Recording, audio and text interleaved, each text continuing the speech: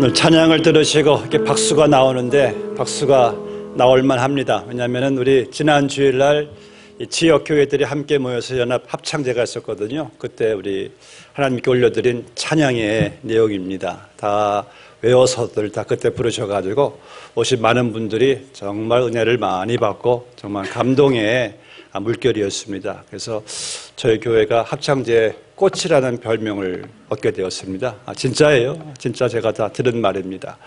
우리 또 찬양도들 많이 수고하신 것도 축복해 주시고 여러분들도 후원 기도도 감사를 드립니다. 정말 우리 교회가 18주년을 맞이하면서 하나님의 평강과 강 같은 평화와 샘솟는 기쁨이 넘치게 될 줄로 믿습니다. 오늘 주시는 말씀 봉독해 드리겠습니다. 마태복음 7장 24절에서 29절 말씀까지 하나님의 말씀입니다. 그러므로 누구든지 나의 이 말을 듣고 행하는 자는 그 집을 반석 위에 지은 지혜로운 사람 같으리니 비가 내리고 창수가 나고 바람이 불어 그 집에 부딪히되 무너지지 아니하나니 이는 주추를 반석 위에 놓은 까닭이요 나의 말을 듣고 행하지 아니하는 자는 그 집을 모래 위에 지은 어리석은 사람 같으리니 비가 내리고 창수가 나고 바람이 불어 그 집에 부딪히매 무너져 그 무너짐이 심하니라. 예수께서 이 말씀을 마치심에 무리들이 그의 가르치심에 놀라니 이는 그 가르치시는 것이 권위 있는 자와 같고 그들의 서기관들과 같이 아니함일러라. 아멘. 남성수 목사님 나오셔서 하나님 말씀 전해주시겠습니다.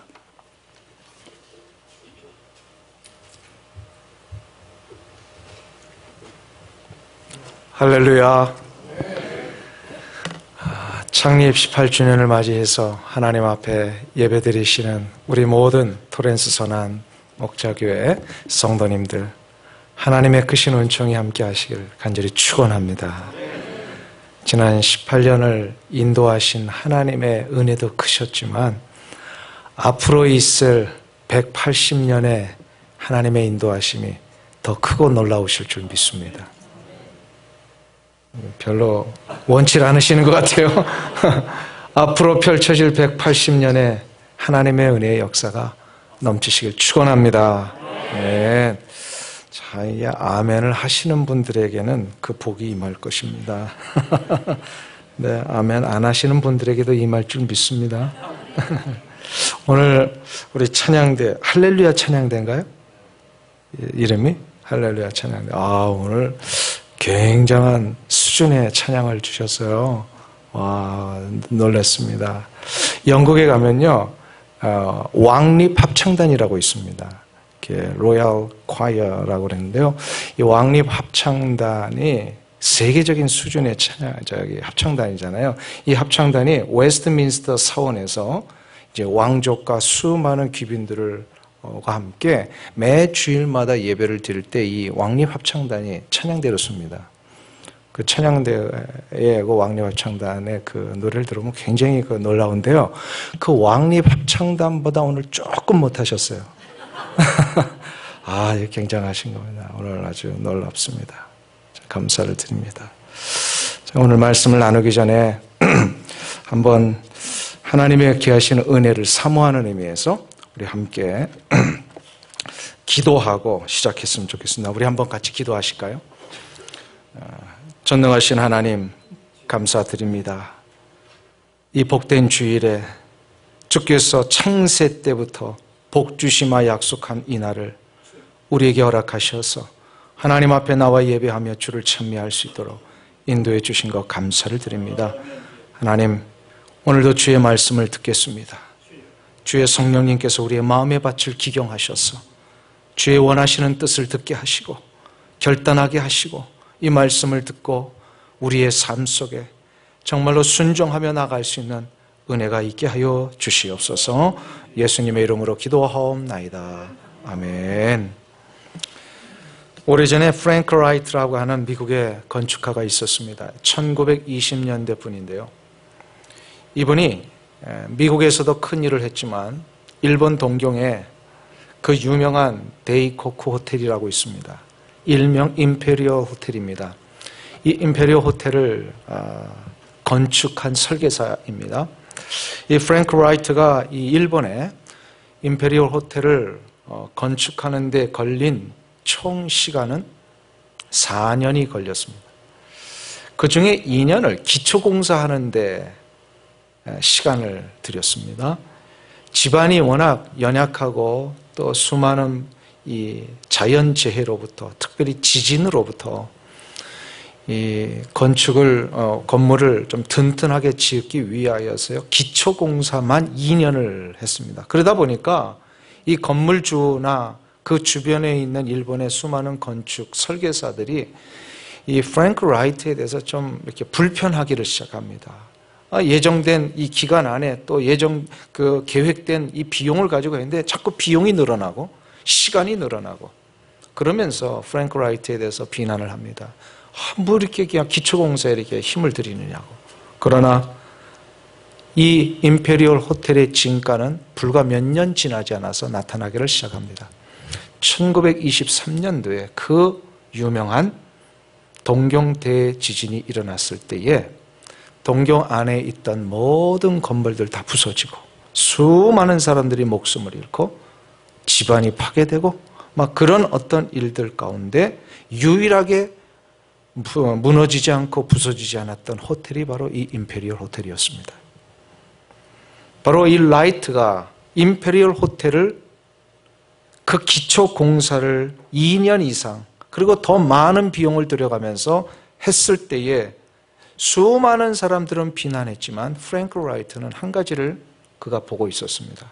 그게 바로 미래였습니다. 미래. 앞날을 내다볼 수 있었습니다. 누구나 다 볼 수 있는 현재를 본다는 것은 이건 굉장히 쉬운 일입니다. 토렌스 선한 목자교회가요, 다 다른 교회들처럼 그냥 현재만 보고 가는 건 이것이 굉장히 쉬운 일이에요. 누구나 할 수 있는 일이에요. 그러나 이 토렌스 지역에 있는 교회들 혹은 세상의 사람들이 보지 못하는 그 미래를 보며 나간다면 이 토렌스 선한 목자교회는요, 정말로 이 시대 앞에 모든 교회들이 흔들리고 모든 세상의 사람들이 힘들고 어려워질 때도 분명히 우뚝 서는 교회가 될 줄로 믿습니다. 미래를 볼 수 있는 이 안목이 있어야 돼요. 그 안목은 뭘 소유해야 되냐면요, 지혜가 있어야 됩니다. 성경에 이 지혜는요, 허크마라고 하는 단어를 씁니다. 이 허크마라고 하는 단어는요, 현재 나타나고 있는 현상 너머의 것을 볼 수 있는 눈을 얘기를 합니다. 이걸 지혜라고 얘기를 합니다. 그렇기 때문에 세상의 많은 사람들도 현상 너머의 그 앞에 있을 것들을 바라보는 이 능력을 소유하기 위해서 지혜를 이렇게 추구하고 있다면, 하물며 이 지혜의 근원이시고 이 지혜의 출발이 되신 전능하신 하나님을 믿는 모든 성도들에게 이것이 준비되어 있고 이걸 다 소유하라고 하나님이 주고 계시는데, 이걸 만일에 우리가 소유하지 못한다면 세상 사람들보다도 더 못한 그런 처지에서 우리가 이 세상을 살게 됩니다. 그렇기 때문에 우리가 지혜를 소유해야 되는데, 세상의 지혜와 우리 그리스도인들이 생각하는 지혜에 한 가지 차이가 있습니다. 똑같이 미래를 보려고 하는데 차이가 하나가 있어요. 그건 바로 뭐냐면, 세상 사람들이 추구하는 지혜는 인간의 본질상 죄된 속성 속에서 나오는 것이기 때문에 영원한 것을 보질 못합니다. 10년, 20년은 내다볼 수 있을지 모르지만, 그래서 프랭크 라이트가 지었던 임페리얼 호텔이 영원토록 지속될 수 있는 그런 호텔이다? 그렇지는 않습니다. 건물은 어차피 시간이 지나면 낡게 되어 있습니다. 인간이 만들어 놓은 미래의 대안들은 어차피 시대가 지나면 없어지게 되어 있습니다. 그 수많은 사람들이 중세 때에 책자가 없어가지고 이 프린트된 이 책을 한 사람도 갖지 못했을 때에 구텐베르크라고 하는 사람에 의하여서 문서를 만들 수 있는 인쇄술이 시작됐을 때, 이건 놀라운 획기적인 일이었습니다. 그래서 이제 성경도 이 구텐베르크에 의하여서 성경도 이제 출간이 되고 그랬잖아요. 근데 지금 들어와서 이제 페이퍼북들이 많이 쓰여요, 안 쓰여요? 안 쓰입니다. 어떻게 되죠? 이제는 다 이북을 씁니다. 이게 뭔 소리요?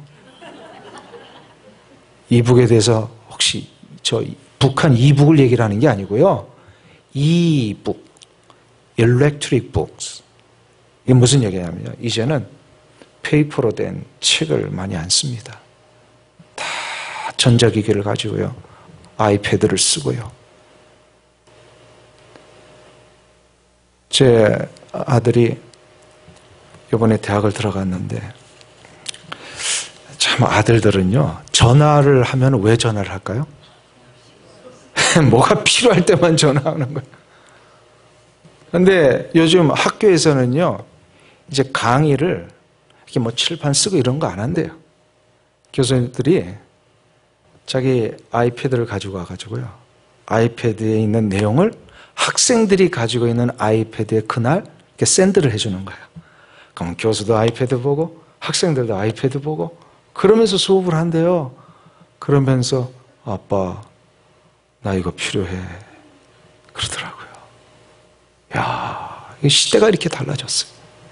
우리 시대에 앞서서 뭔가를 만들어낸다고 하는데요. 20년, 30년만 되면 또 아이패드를 넘어서는 또 다른 게 또 나올 수 있을 거예요. 영원하지 않아요. 세상에 만들어 놓는 것들은요. 계속해서 업데이트를 해야 됩니다. 그런데 성경에서 말하는 지혜는 그 정도의 지혜가 아니에요.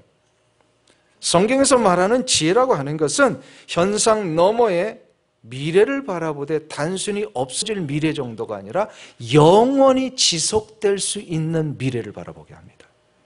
영원히 지속될 수 있는 미래. 이거를 우리는 성경에서 말하는 진정한 지혜. 솔로몬은 그래서 잠언 19장에서 9장 10절에서 이렇게 얘기를 합니다. 여호와를 경외하는 것이 지혜의 근본이거늘 거룩하신 자를 아는 것이 명철이니라. 할렐루야. 그러니까 우리가 세상 사람들과 다른 한 가지가 있다면요. 우리는 영원한 것을 바라보고 영원한 것을 이미 확보한 상태에서 살아가는 자들입니다. 아멘? 그러니까는 이거를 못 보고 그냥 뭐 자기들 수준에서 뭐 10년, 20년 조금 앞서간다고 하면서 막 우쭐대면서 하는 거 이런 걸 뭐라 그래요? 뭐라 그래요? 네, 도토리 기적이다. 그거 가지고 우리는 인생의 승부를 거는 사람들이 아니에요. 우리의 인생은 어디에 있어요? 저 영원한 하나님의 나라에 들어갈 것이 이미 확보되었기 때문에 우리는 이제 그것을 확보한 사람으로서 이 세상을 다른 사람들보다 더 높은 차원에서 살아가게 되어 있습니다. 오늘 주님께서 산상수훈의 결론을 내리시면서 우리에게 이걸 얘기를 하시는 거예요. 우리 24절, 25절 한번 보실까요? 말씀으로.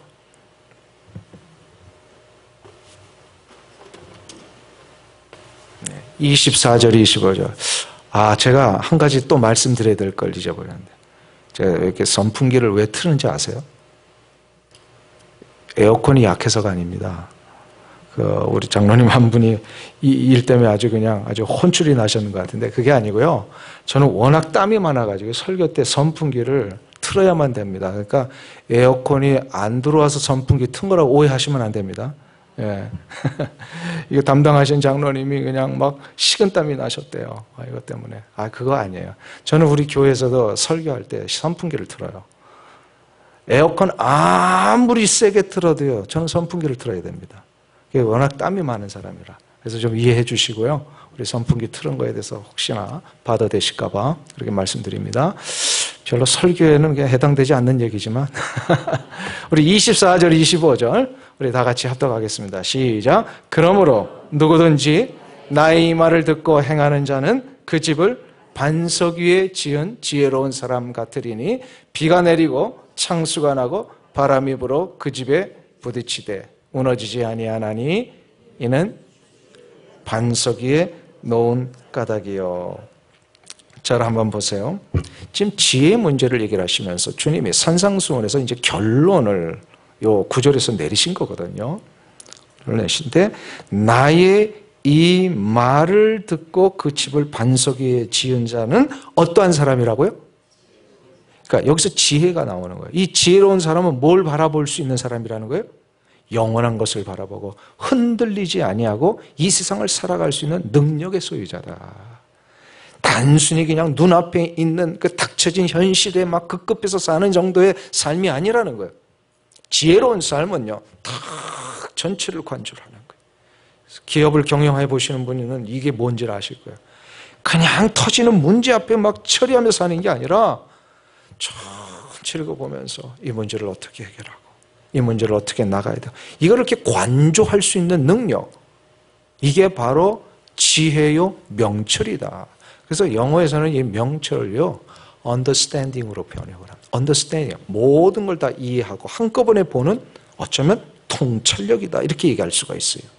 근데 이러한 능력이 어떤 사람에게 일어난다고요? 그 집을 어디에 지은 자? 반석 위에 지은 자. 특별히 마태복음 5장에서부터 7장까지 이어지는 예수님의 산상수훈의 말씀의 결론이 지금 24절에 나오고 있는 거예요. 주님이 전해주신 말씀을 듣는 자는 반석 위에 지은 지혜로운 사람 같으리니, 이렇게 지금 얘기를 하십니다. 자, 그러면 여기서 이제 우리가 한 가지 정리하고 넘어갈게요. 지혜로운 사람이 되려면 뭘 해야 된다고요?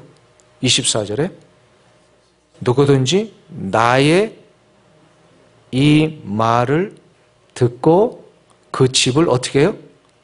반석 위에 지은 자. 집을 반석 위에 짓는 거예요. 집을 아무데나 지으면 안 된다라는 거예요. 여기서 집은 뭘까요? 여기서 집은 뭐예요?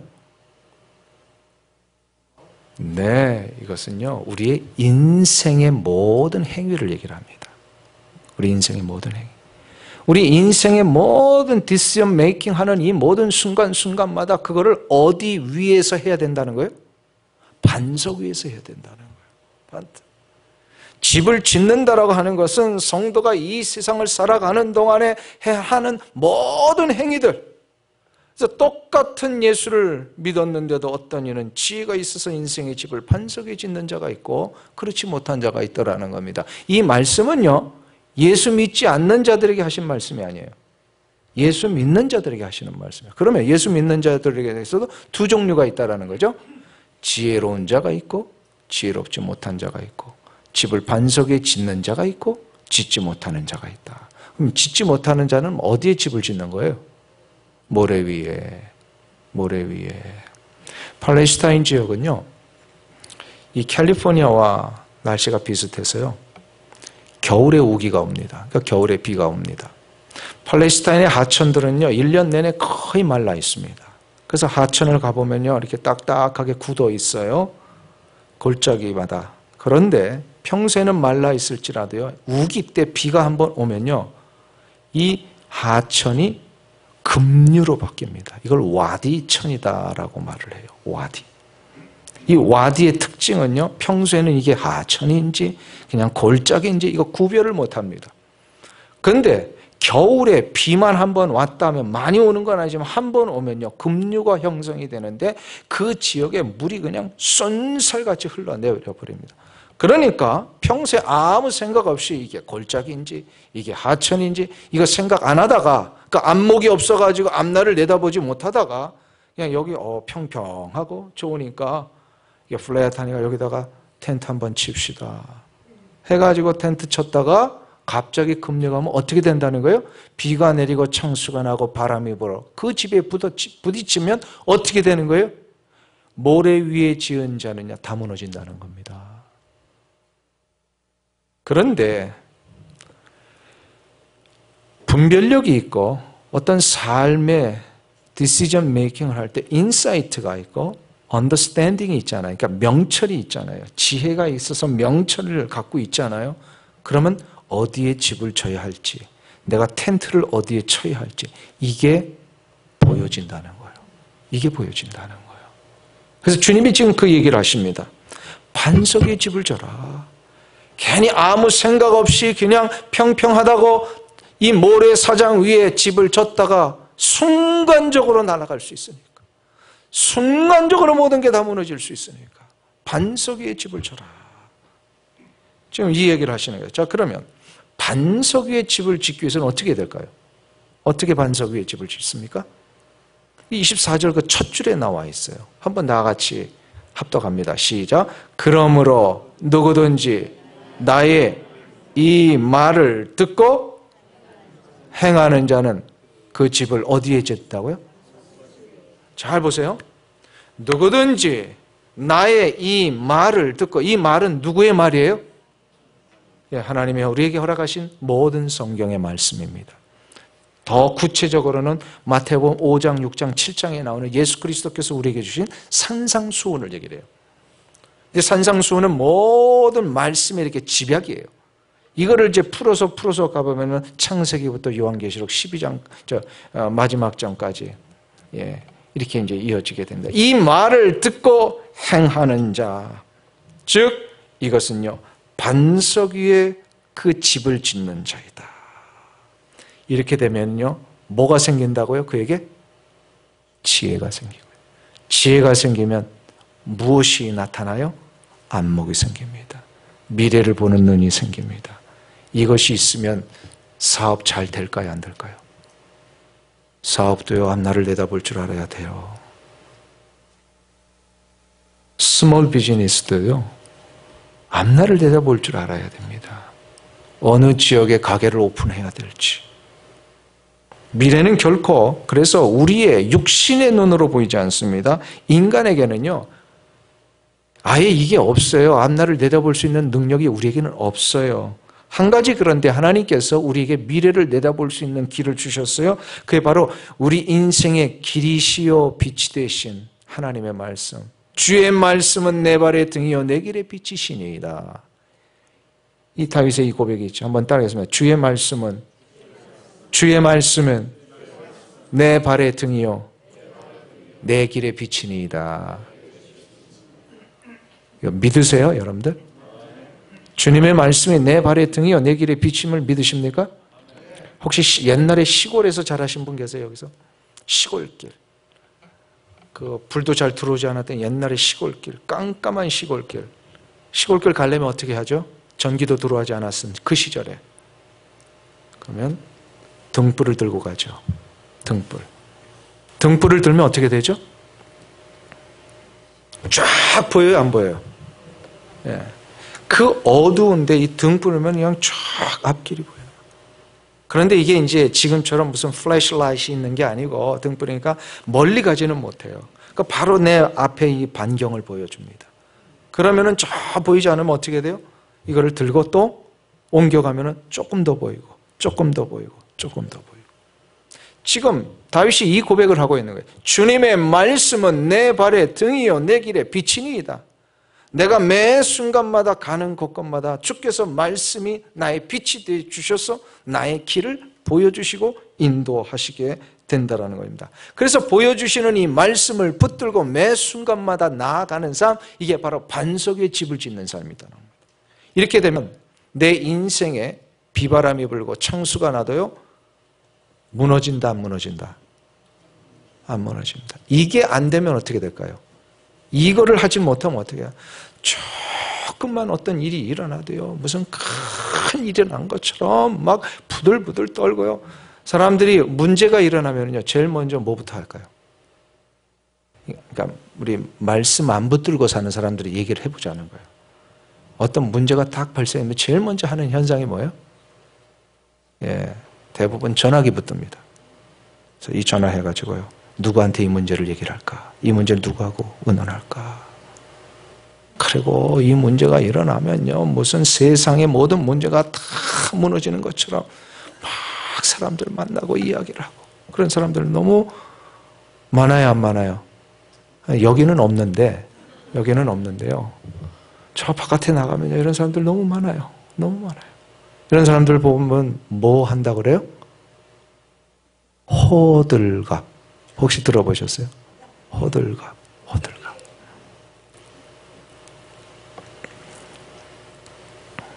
이런 일들이 일어날 때예요, 우리가 반석 위에 집을 짓는 것은 무슨 얘기냐면요.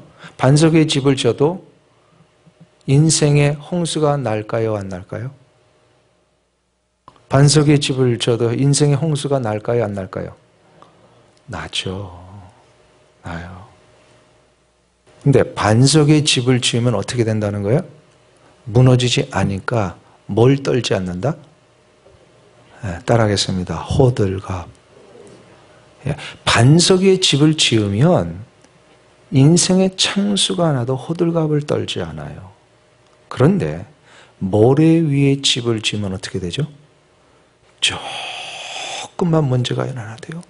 뭘 떤다고요? 이제 딱 자동으로 나오시네요. 이제 그 얘기를 지금 하시는 거예요. 예수를 믿는다고, 하나님의 말씀을 붙든다고 내 인생에 어려움이나 고난이나 안 오는 게 아니라는 거예요. 옵니다. 그런데 뭐예요? 말씀 위에 서서 이걸 붙들고 사는 자들에게는요, 인생의 홍수와 고난이 나를 어떻게 할 수 없다? 무너뜨릴 수 없다. 이 차이는요, 어마어마한 차이입니다. 이 차이는요, 놀라운 차이입니다. 동일한 시대에 하나님의 은총 가운데 나라의 지도자로 부름받았던 두 사람이 있었어요. 한 사람은 사울이고 한 사람은 다윗입니다. 사울과 다윗을 성경은 계속해서 비교를 합니다. 사무엘서에 보면은요. 한번 보세요. 사울은 인간적으로 보면 어떤 사람이에요? 굉장히 멋진 사람입니다. 키가 크고요. 우리 목사님처럼 헌칠했던 것 같아요. 목사님이 사울이라는 건 아닙니다. 우리 목사님 나단입니다. 네. 우리 목사님은 나단이세요. 근데 이제 사울이 인간적으로 보면요, 매력적인 사람이었던 것 같아요. 사람들이 그냥 좋아했어요. 외모도 출중하고, 그리고 성격도 좋았던 것 같아요. 참으로 뛰어난 사람이에요. 집안도 좋았어요. 그런데 다윗은 그에 반해서 어땠어요? 다윗이 어떤 사람입니까?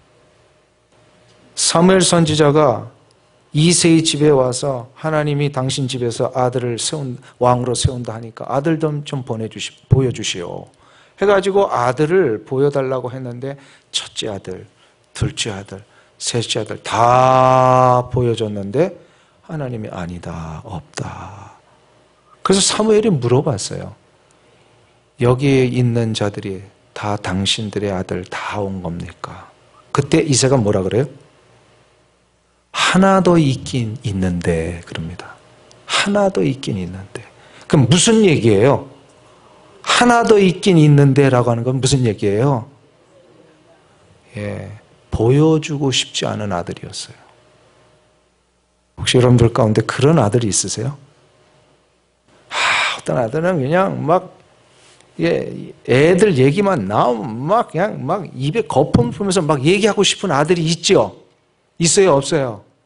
있단 말이에요. 그런데 그의 얘기만 나오면 자꾸 주저가 되고 얘기하고 싶지 않은 아들, 얘기하고 싶지 않은 자식이 있어요. 우리에게도 그런 일들이 있더라는 거예요. 이새에게 그런 자식 중에 하나가 다윗이었어요. 감추고 싶었어요. 천덕꾸러기예요. 냄새나는 똥이나 치는 양들과 뒹굴면서 그냥 머리도 헝클어져 있고 얼굴도 씻지 않아서 그냥 보여주고 싶지 않은 그런 아들. 그게 다윗이었어요. 인간적으로 보면은 인기를 끌 수 있고 좋아할 만한 사람은 사울입니다. 다윗은 인기 없었어요. 그런데 성경은 이 두 사람을 어떻게 평가를 합니까? 사울은 언제나 현실만을 바라보고 그 현실 문제만을 해결하는 일에 몰두했던 사람이 됩니다. 왜요? 미래를 보고자 하는 마음도 없었고 능력도 없었어요. 이건 뭐가 없기 때문에 그래요? 미래를 보는 능력은 뭐에서 나온다고요? 무엇과 무엇? 지혜와 총명. 근데 사울에게는 이게 없었던 거예요. 지혜와 총명이 없다 보니까 현실 문제에 급급해서 삽니다. 그냥 자기에게 주어진 이 권력의 자리, 이거 지켜내는데 그냥 그 모든 관심이 집중되어 있었어요. 그러니까 사울이 어떻게 되죠? 자기가 왕인데도 불구하고 자기의 왕의 자리를 넘본다고 생각했던 다윗 죽이는 일에 자기의 남은 생애를 다 쏟잖아요. 왕이 돼가지고 나라를 다스리고 백성을 살려야 되는데 자기의 이 밥그릇 지키려고 그냥 온 평생을 거기에 살았던 거예요. 뭐가 없었기 때문에 그래요? 미래를 보는 눈이 없어요. 그냥 자기의 이 앞에 있는 이것만을 본 거예요. 왜 지혜가 없었을까요? 사울은 왜 지혜가 없었을까요? 아까 지혜로운 사람은 어떤 사람이에요? 24절 첫 줄을 다시 한번 보세요. 다 같이 읽습니다.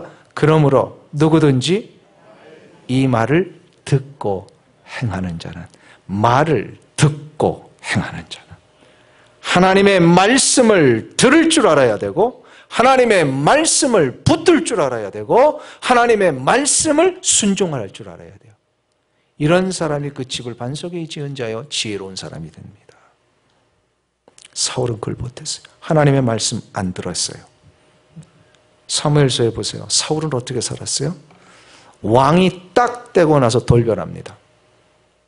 왕 되기 전까지는 그래도 겸손했어요. 근데 딱 되고 나서 하나님의 말씀 들어요, 안 들어요? 안 듣습니다. 사무엘 선지자를 통하여서 하나님이 전쟁터에 나갔을 때 너 전쟁 내가 이기게 해줄 테니까 염려하지 말고 나가. 근데 나갔는데 진짜 대승을 거뒀어요. 대승을 거뒀을 때 하나님이 미리 사무엘을 통하여 얘기를 하십니다. 절대로 전리품에 손대지 마라. 전쟁 이겼다고 전리품에 손대지 마라. 이거 전리품에 손대지 말라는 게 무슨 뜻이에요? 전리품을 가지고 온다는 건 무슨 뜻이에요? 내가 이 전쟁 이겼다라는 뜻입니다. 하나님 뭐 가르쳐 주시면 그 전쟁 이긴 거 너가 잘나서 이긴 거 아니다. 하나님이 이 전쟁을 이기게 해주셨다. 너 그거 믿겠느냐 이거예요. 그러니까 전리품 손대지 마. 다 죽여라. 다 태워버려라. 그런데 다윗이 어떻게 하죠? 전쟁 이기고 나서요. 하나님의 말씀을 듣긴 들었나 봐요. 그런데 들었는데 어떻게 했어요? 여기로 들었다가 여기로 나갔어요. 담지를 않았어요. 좋은 소와 양들을 가지고 오고요. 좋은 전리품들을 다 가지고 왔습니다. 이걸 보고 나서 사무엘이에요. 진노합니다. 왕이 어찌하여 이런 일을 저질렀습니까? 했을 때 그가 뭐라고 핑계를 대요? 이거 가지고 하나님 앞에 제사 드리려고 그랬습니다. 그때 그 유명한 이야기를 하죠. 순종이 제사보다 낫고 듣는 것이 수양의 기름보다 나으니라. 듣는 것이 수양의 기름보다 나으니라. 하나님의 말씀을 듣는 것, 그리고 하나님의 말씀 앞에 내가 순종하는 것, 이것이 내가 하나님 앞에 뭘 드리려고 하는 그 행위보다도 훨씬 더 귀중한 거다라는 거예요. 아멘. 하나님의 말씀을 듣지 않으면서도 자기 하고 싶은 대로 뭐 섬기고 자기 하고 싶은 대로 나아가고 하나님의 말씀이 어떻게 규정되어 있는지도 모른 채 그냥 자기가 원하는 대로 교회 섬기고, 이런 사람들이 여기는 없는데 좀 이렇게 나가보면 많이 있어요. 그런 문제가 어려움입니다. 이게 사울의 어리석은 모습이에요. 근데 다윗은 달랐어요. 한번 보세요. 다윗의 귀는 언제나 하나님의 말씀에 이게 집중되어 있습니다. 그리고 하나님의 말씀을 듣기 위해 날마다 순종하면서 나아가기 위해서 노력을 했습니다. 그래서 다윗은요, 어떤 일을 할 때 하나님, 여기서 제가 어떻게 할까요? 그걸 매 순간마다 전쟁터 나갈까요? 말까요? 전쟁에 나가서 어떻게 공격할까요? 이걸 묻습니다. 매 순간마다. 그러니까 하나님이 어떻게 하세요? 가르쳐 주십니다. 아, 이번에는 돌아서 가라. 이번에는 매복해라. 이 전쟁 내가 너에게 붙일 테니까 염려하지 말고 나가서 싸우라. 이 귀가 있었던 거예요. 들으려고 했어요. 그리고 그 들려진 하나님의 말씀을 가슴에 새기고 순종하려고 합니다. 자, 그때 한번 보세요. 다윗이 한평생 살면서 하나님 앞에 실수를 했을까요, 안 했을까요?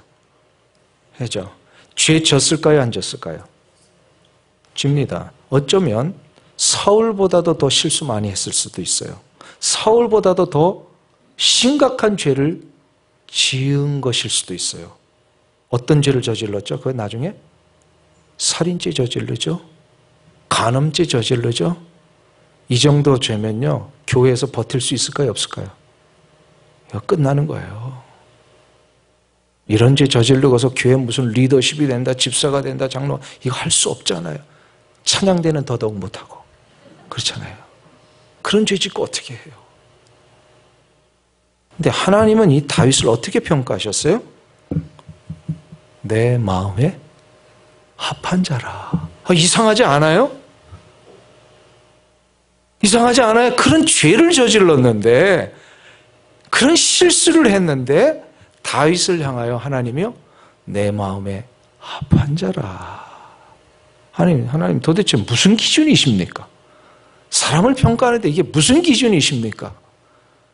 하나님은 누군가를 들어쓰시고 하나님의 거룩한 나라의 사역을 위하여 하나님의 그 인물들을 세우실 때는 하나님은 그 사람이 얼마나 능력이 있는 자이냐, 그 사람이 얼마나 깨끗한 자이냐, 이거 따지시는 분이시다, 아니다? 아닙니다. 만일에 이것 따졌다면요, 하나님 앞에 쓰임받을 사람 있다, 없다? 어떻게 이렇게 잘하세요? 이것 따진다면 찬양대 할 사람 있어요, 없어요? 없어요. 하나님은 지금 그 기준으로 지금 사람을 평가하시는 게 아니었다라는 거예요. 그럼 뭐예요? 하나님은 한 가지 기준입니다. 내 말을 듣느냐. 그렇게 허물이 많고 그렇게 실수가 많고 그 엄청난 죄를 저지른 다윗을 향하여 내 마음에 합한 자다. 왜 하나님의 마음에 합한 자라 그랬어요? 내가 말을 하면 듣는 자거든요. 그러니까 너 잘못했다, 나단 선지자를 통하여 하나님이 죄를 지적하니까 다윗이 어떻게 했어요? 금방 돌이킵니다. 하나님 잘못했어요. 하나님 잘못했어요. 밤새도록 눈물로 통곡하며 자기의 잘못을 회개하잖아요. 들었어요. 우리 한국말에 이런 거 있죠. 우리 애들, 쟤는 참 말 잘 듣는 애야. 그게 무슨 얘기예요, 이게? 쟤는 참 이렇게 히어링이 좋은 애야. 그런 뜻이에요? 말 잘 듣는다는 건 무슨 뜻이에요? 즉시 순종한다는 얘기입니다. 하나님의 말씀을 잘 듣는다라고 하는 것은 바로 그 말씀을 가지고 내 삶 속에서 하나님의 말씀이기에 내가 순종해야지.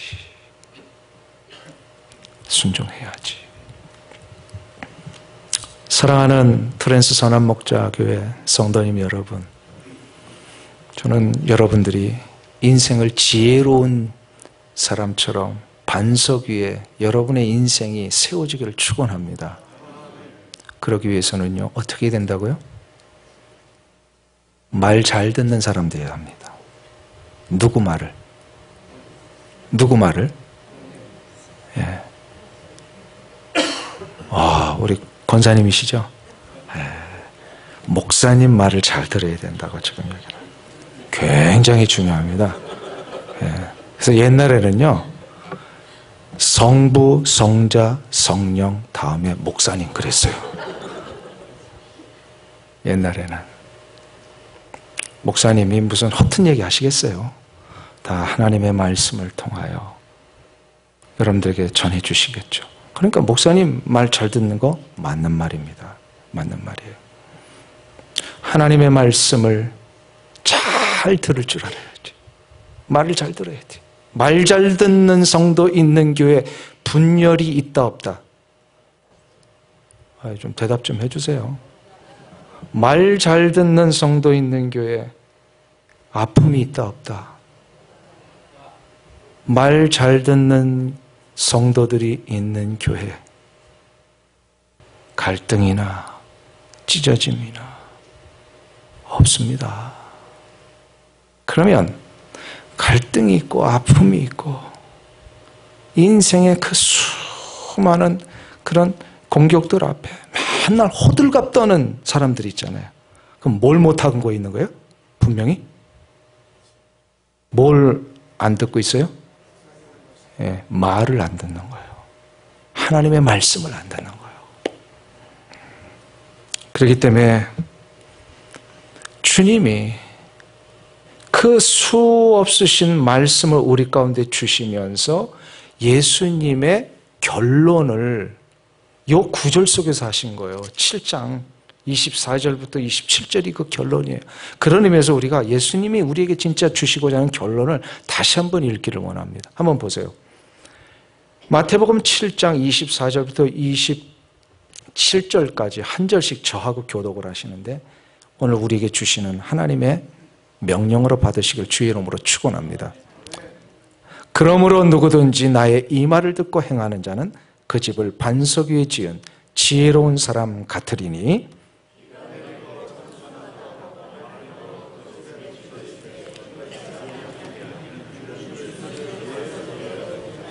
나의 이 말을 듣고 행하지 아니하는 자는 그 집을 모래 위에 지은 어리석은 사람 같으리니 비가 내리고 창수가 나고 바람이 불어 그 집에 부딪힘에 무너져 그 무너짐이 심하니라. 여기서 심하니라. 무너짐이 심하니라. 이걸 뭘 떤다 그래요? 예. 이게 심해지면요 호들갑을 떠는 거예요. 근데 이게 집안에서만 이루어지면 참 뭐 그나마 다행인데 이게 이제 막 영향력을 행사하죠. 호들갑이. 이게 참 문제가 되는 거예요. 저는 여러분에게 이 18주년 기념주의를 맞이해서 인생을 지혜롭게 승리로 이끄는 이 비결을 꼭 각인시켜드리고 싶습니다. 이민교회 아픔들이 많이 있습니다. 이민자의 삶에 참 고뇌가 있습니다. 근데 그런 문제들을 해결하고는 싶은데 많은 방법론적인 문제에 집중을 해요. 어떻게 하면 이게 안 돼요. 근데 그 방법론 이전에 중요한 건 뭐냐면요. 원리를 알아야 되는 거예요. 우리 한국에서 옛날에 예비고사에 수석한 사람들 인터뷰하는 거 들어보셨어요? 우리 학생들. 그럼 기자가 찾아가가지고 대학 입학고사에서 수석한 사람들 찾아가 꼭 이렇게 물으면 비결이 뭡니까? 그럼 뭐라고 얘기를 해요? 예? 교과서에 충실했습니다. 그런다고. 이거는 영원한 진리입니다. 어떤 일이든지 간에 그 분야에 우뚝 서려면요. 뭘 잘하면 돼요? 예, 텍스트를 잘 활용을 해야 돼요. 이게 영원한 진리예요. 우리 인생의 텍스트는 어디에 있어요? 말씀입니다. 말씀에 충실하세요. 말씀에. 이 말씀을 붙들면 돼요. 말씀을 붙들면 돼요. 그래도 동의를 안 해주시네. 말씀을 붙들면 되는 거예요. 말씀을. 다른 방법이 없어요. 그러니까 무슨 뭐 좋은 세미나 쫓아다니고 이러고 이전에요. 말씀 내가 한번 읽고 가보겠다. 그래야 된단 말이에요. 자, 쪽집게 가외 이게 중요한 게 아니고 하여튼 교과서를 한 번이라도 읽어봐야 이게 뭔 얘기인지를 알잖아요. 내 마음속에 이 말씀이 뭐라고 하시는지 이거를 알아야 세상에 많은 좋은 이야기들이 정리할 수 있는 능력이 생깁니다. 아멘. 우리 선한목자교회도요, 이렇게 이렇게 뭐죠? 필사하시는 분들 계세요? 성경 필사. 굉장히 좋은 겁니다. 어린아이들한테 어릴 때부터 필사를 시키세요. 하나님의 말씀을 곱씹어 읽고 쓸 수 있는 이 시간은요, 그의 인생의 놀라운 생명의 원동력이 될 것입니다. 1900년도 초에 시카고에 큰 부유의 아들이 하나 있었어요. 이 젊은이인데 부유한 가정에서 태어났기 때문에요. 그가 이미 16살 때 세계 일주 여행을 할 수 있는 그런 기회가 옵니다. 한번 보세요. 16살 때 세계 여행할 수 있을 정도면 그 집이 얼마나 부자인지 아시겠죠? 굉장한 부자였어요. 16살 때 이 젊은이가 세계 여행을 하는 중에 혼자서 아시아, 중동, 아프리카, 유럽 다 다니면서 수많은 여행을 하는데 이 젊은이가 아주 독특한 점이 하나 있었어요. 우리 같으면 여행 가면 뭘부터 봐요? 멋진 고대 건물들, 또 멋진 이렇게 장식들, 자연환경 이런 거 보는데 이 젊은이는 좀 특이하게 그런 게 눈에 들어오지 않은 거예요. 가는 곳마다 그 거리의 뒷골목이 자꾸 눈에 들어오는 거예요. 뒷골목에 이렇게 배회하고 있는 가난에 찌든 어린아이들, 먹을 것이 없어서 구걸하는 수많은 그 아프리카와 중동과 이런 그런 거리의 이 가난한 자들, 이런 게 눈에 들어오기를 시작을 했습니다. 그리고 나서 이 불쌍한 사람들을 본 이후에 그가 여행을 마치면서 결심을 한 가지 합니다. 나는 이 불쌍하고 헐벗고 굶주린 이들에게 복음을 전하며 예수 그리스도의 사랑을 실천하는 이런 인생을 살아야 되겠다. 그런 뒤에 그가 집에 돌아와서 자기의 평생에 간직하고 살아왔던 조그마한 성경책 맨 뒷장에다가 표지 바로 전에다가 영어로 2 단어를 씁니다. 그게 바로 No reserve. No reserve. 무슨 뜻이에요? reserve 하지 않겠다. 나의 삶을 위하여 그 어떤 것도 reserve, 남겨놓지 않고 마련해 두지 않고 살겠다. 그 뒤에 이 16살의 젊은이가요, 고등학교를 졸업하고 예일 대학을 들어갑니다. 좋은 대학을 들어가서 공부 열심히 해서 대학을 졸업하니까 수많은 회사에서 일자리 오퍼가 들어왔어요. 우리 회사에 와달라. 그런데 줄을 서서 기다리고 있는 수많은 저들의 요청 앞에 이 젊은이가 정중하게 사양을 하고 그 16살 때 가졌던 그 결심, 내가 이 세상의 수많은 가난한 자들을 위해서 하나님의 사랑을 전하며 살겠습니다 하면서 No reserve, 나를 위해서는 그 어떤 것도 남기는 인생 살지 않겠습니다 하면서 그가 프린스턴 신학교에 들어갑니다. 목사가 되기 위해서. 그리고 목사가 된 이후에 그는 선교사가 되기 위해 준비를 합니다. 계속해서. 근데 그에게는 부모를 잘 만나서 막대한 재산이 있었어요. 이 막대한 재산을 젊어서 그냥 왕창왕창 남겨준 이 재산을 그가 프린스턴 신학교 다니는 동안에 자기가 no reserve, 이거를 지키기 위하여 어떻게 합니까? 그 당시에 수많은 가난한 자들과 자선단체들에게 자기 재산을 다 도네이션 합니다. 그리고 프린스턴 신학교를 졸업하고 나서 그가 그의 꿈대로 선교사가 되기 위해 어디를 갈까 하다가 당시에 가장 비참하게 살고 있다는 모슬렘들을 향하여서 선교사로 떠나기에 준비를 하고요. 그리고 나서 모슬렘 가운데 제일 힘들게 사는 사람이 어디냐 그러니까 자기의 눈에 이 중국 저 서북 쪽에 있는 지금으로 말하면 위구르 신장성 아시죠? 중국 사람들인데도 이게 중동 사람처럼 사는 사람들이 있어요. 거기에 이제 복음을 들고 가겠다 해서 이제 결심을 해요. 그런데 거기도 어차피 아랍권이니까 아랍만을 배워야 되겠다 해서 그 중국으로 들어가기 전에 잠시 아랍만을 배워서 이집트로 들어갑니다. 이집트로 들어가기로 결정을 하고 가정에다가 아버지에게 모든 그 가족들한테 선포를 하고 또 동료들에게 내가 선교사로 갑니다 했을 때에 아버지부터 말리기를 시작하는 거예요. 신학교 가겠다고 할 때에 찬성하신 분 없다 그랬죠. 근데 그 정도가 아니라 선교사로 가겠다 그러면은 찬성할 사람이 있을까요? 없을까요? 있을까요? 없을까요? 저희 형님이 목회를 하시다가 선교사로 이제 가게 됐습니다. 목회를 하다가 선교사로 가겠다 하니까 제일로 반대한 사람이 누군지 아세요? 네, 장인 장모님이 반대를 하더래요. 내 딸을 목사 사모 삼은 것도 내가 지금 분해 죽겠는데 선교사로 데리고 가? 그래가지고 노골적으로 반대를 하신 거예요. 내가 그 얘기를 나중에 듣고, 야, 그분 장로님이시거든. 남들 선교사 간다 그러면 뭐 박수 치고 기도해 주겠다 그러시던 분이요, 자기 딸이 선교사 가겠다라니까 반대를 하시는 거예요. 뭐 지금도 그렇지만 그 옛날에 그 큰 기업의 컴퍼니의 소유주의 아들이, 자기 아들이 저 위구르 신장성 가겠다니까 이거 박수 칠 일이 아니고요, 이거 큰일 났구나. 그래가지고 아버지부터 시작해서 온 가족들이 이 젊은이를 막기를 시작을 합니다. 안 된다. 그냥 내 컴퍼니 이어받아서 그냥 이 미국에서 좀 살아라.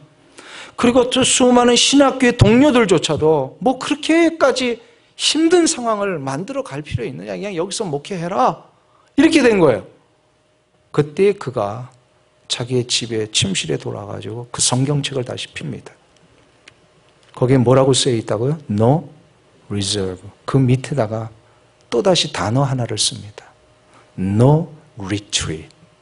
물러서지 않는다. 나의 이 결심을 결코 나는 타협하지 않겠다. 하나님을 위하여 나가기로 했던 나의 이 모든 일에 나는 retreat, 물러서지 않겠다. 그걸 쓰고요, 진짜 이집트로 떠납니다. 이집트로 떠나서 그가 이제 열정적으로 아랍 공부도 하고 그 이집트에 있는 사람들에게 복음을 전하고 막 하는 중에 채 넉 달이 지나지 않았을 때에, 그때 얼마나 열악합니까? 거기에 병이 들었어요. 병이 들어서 시름시름 앓아서 이상하다 검진을 해보니까 그 병명이 뇌수막염에 걸리는 거예요. 뇌수막염 뭔지 아시죠? 지금도 이거 굉장히 심각한 병이잖아요. 근데 그 당시에는 이 뇌수막염 걸리면 이건 끝나는 거였어요. 한 달 동안 누워 있습니다. 사경을 헤매기도 하고 어떨 땐 좀 호전됐다가 또다시 막 열병이 나기를 시작하는데, 결국은 결론적으로 말하면 발병한 지 한 달 만에 25살의 나이로 이 젊은이가 세상을 떠납니다. 세상을 떠났을 때에 그의 유품을 가족들이 와서 챙기는데 성경책이 있는 거예요. 그 성경책을 열어보니까 맨 위에 No reserve, 그 다음 줄에 No retreat, 물러서지 않겠다. 그런데 열병을 알면서 한 가지 더 적어놨어요, 거기서. 그게 바로 뭐냐면 No regret, 후회하지 않겠다. No reserve, No retreat, No regret. 나를 위하여 그 어떤 것도 남겨놓지 아니하고 하나님의 나라를 위해 바라보며 나는 살겠습니다. 이런 상황 앞에 세상의 많은 사람, 가족들조차도 나를 타협하게 만들고 물러서게 만드는 이 일 앞에 나는 결코 No retreat, 타협하지 않습니다. 물러서지 않습니다. 그리고 설사 나의 꿈을 다 펼치지 못했을지라도, 나의 이 젊은 나이에 25살에 하나님이 나를 불러가시는 한이 있더라도 내가 선택한 이 길, 내가 가고자 하는 이 길, 여기에 대해서 나는 결코 후회하지 않겠습니다.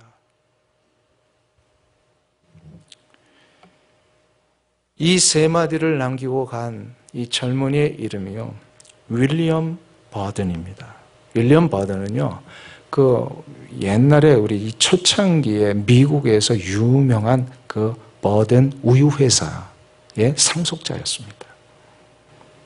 버든 우유회사 혹시 아세요? 옛날 우유회사인데. 어떻게 이 젊은이가 한평생에 No reserve, No retreat, 그런 No regret을 남길 수 있었을까요? 이건요, 다른 사람이 보지 못하는 그 무엇인가를 그 젊은이는 보았기 때문입니다. 그게 바로 뭐라고요? 자기에게는 영원한 하나님의 나라가 이미 보장되어 있다는 걸 알았어요. 어차피 이 세상의 것들은 다 놓고 가야 할 것입니다. 아멘? 다 놓고 가야 될 것이에요. 저도 가끔 이제 외부에 집회가 있거나 이런 일이 있으면은요, 이제 출타를 하게 되는데, 출타하면 호텔에 묵기도 합니다. 근데 호텔 가보면요, 깨끗하게 잘 되어 있어요. 네, 호텔을 한 2, 3일 딱 지나면 어떻게 되는지 아세요? 빨리 집에 가고 싶다. 그래요. 아무리 화려한 호텔, 아무리 멋진 리조트일지라도요, 3일, 4일 지나면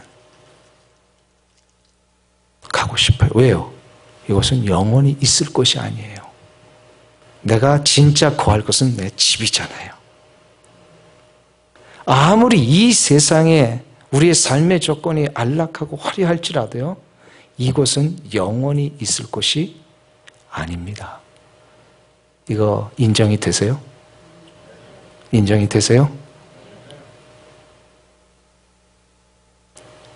이것을 인정하는 자만이 저 영원한 하나님의 나라를 소망할 수 있고요. 어차피 이 세상에서 누렸던 것들은 다 놓고 가야 된다는 걸 알게 됩니다. 우리 한국의 말에 조금 이렇게 늦어도 괜찮습니까, 목사님? 네, 죄송합니다.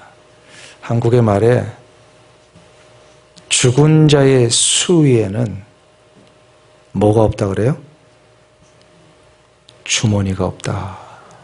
주머니가. 누가 말씀하셨어요? 네. 수위에 혹시 수위 입은 거 보셨어요? 그 한국에서 장례를 치를 때 보면요, 수위에는요 주머니가 없습니다. 무슨 뜻이에요? 어느 누구도 관 속에 자기가 누리고 있는 거 가져가는 자 있다 없다? 없다. 어차피 못 가져갈 거 빨리빨리 좀 내려놓으세요.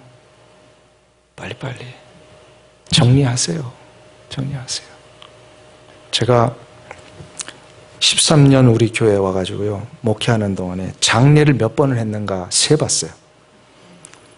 저 이렇게 나이 많지 않은데 장례를 몇 번이나 해본 것 같으세요? 공식적인 장례 집례만 93번을 했어요. 그리고 비공식적으로 제가 교인들 돌아가시고 뭐 이렇게 친인척 이렇게 가셨을 때에 그런 거 다 해보면요, 뭐 어마어마한 장례를 갔어요. 어마어마한 장례를 갔어요. 그래가지고 제가 한동안 좀 고민이 했습니다. 이 돌잔치들을 이렇게 많이 해야 되는데 말이에요. 이 결혼식 주례를 이렇게 많이 해야 되는데 이 장례식을 하다 보니까 어떨 땐 내가 막 힘들더라고요. 힘들어요. 그러면서 깨달은 게 하나 있어요. 너 젊다고? 네가 뭐 건강해서 지금 장례를 집례한다고? 너도 얼마 안 있으면 저런 자리에 들어가는 거야. 이걸 깨닫게 해주시는 거예요. 그렇구나. 언젠가 우리 모두는 다 그 자리에 갑니다. 그렇죠? 여기 우리 찬양대 젊은 분들도 계시고 여기 젊은 분들, 제가 이 장례 얘기를 하면 젊은 사람들은 그 뭔 얘기예요? 이렇게 하시는 분들 꽤 있어요. 그런데 우리는 언젠가는 이 땅에 있는 것들을 놓고 가야 할 때가 옵니다. 안 올 것 같죠? 안 올 것 같으신 분 한번 손 들어보세요. 옵니다. 장례 때 이거 하는데 깨달은 거예요. 언젠가는 장례를 맞이하는 그 순간에 나는 다 놓고 가는구나. 다 놓고 갑니다. 영원히 남겨질 수 있는 건 뭐야? 제가 오늘 일부 예배 때 얘기를 했는데요, 영원히 남겨지는 것은요, 하나님의 나라를 위하여 사용한 것만 남습니다. 사랑하는 성도님 여러분, 이거를 깨닫는 자가 지혜로운 자입니다. 이거를 생각하면서 나의 삶을 지금부터 준비하는 자는요, 그 윌리엄 보덴이 외쳤던 No reserve, No retreat, No regret. 이것을 우리가 외칠 수 있는 이유가 뭡니까? 사도 바울이 우리 가운데 말씀하셨죠. 근심하는 자 같으나 항상 기뻐하고, 가난한 자 같으나 많은 사람들을 부유하게 하고, 아무것도 없는 자 같으나 나는 모든 것을 가진 자로다 라고 하는 이 말씀을 내가 들을 수 있기 때문에 우리도 우리의 삶에서 No reserve, 이걸 외칠 수 있는 것입니다. 내 사랑하는 형제들아, 견고하며 흔들리지 말며 항상 주의 일에 힘쓰는 자들이 되라. 이는 너희의 수고가 주 안에서 헛되지 않을 줄을 알미니라. 이것 때문에 우리는 리트릿하지 않습니다. No retreat. 물러서지 않습니다. 타협하지 않습니다. 그리고 우리는 언제나 예수 그리스도를 바라보면서 둯대를 향하여 그리스도 예수 안에서 하나님이 부르신 부르심의 상을 향하여 우리가 날마다 쫓아가노라는 이 사도 바울의 고백처럼 우리도 이 고백을 향하여 나갈 수 있을 때 우리 역시도 내게 어떠한 것이 주어질지라도 no regret, 후회하지 않습니다. 왜? 우리에게는 영원한 하나님의 나라가 준비되어 있기 때문입니다. 이 귀한 천국 소망의 신앙을 가지고 살 때에 토렌스 선한 목자 교회는요, 지난 18년보다도 앞으로의 180년이 더 놀라운 은혜와 능력 속에 이루어지게 될 줄로 믿습니다. 이 은혜가 이 자리에 앉아 계신 모든 성도님들 가운데 일어나시길 주의 이름으로 축원합니다. 기도하겠습니다. 하나님 아버지, 이 세상을 사는 동안에 모래 위에 집을 짓는 어리석은 자가 아니라 반석 위에 나의 인생을 세우며 영원한 하나님의 나라를 바라보며 나를 위하여 어떤 것도 남기지 아니하고 영원한 하나님의 나라를 위해 투자하며 살 수 있는 이 귀한 지혜로운 인생들 되게 하여 주시옵소서. 예수님의 이름으로 기도하옵나이다.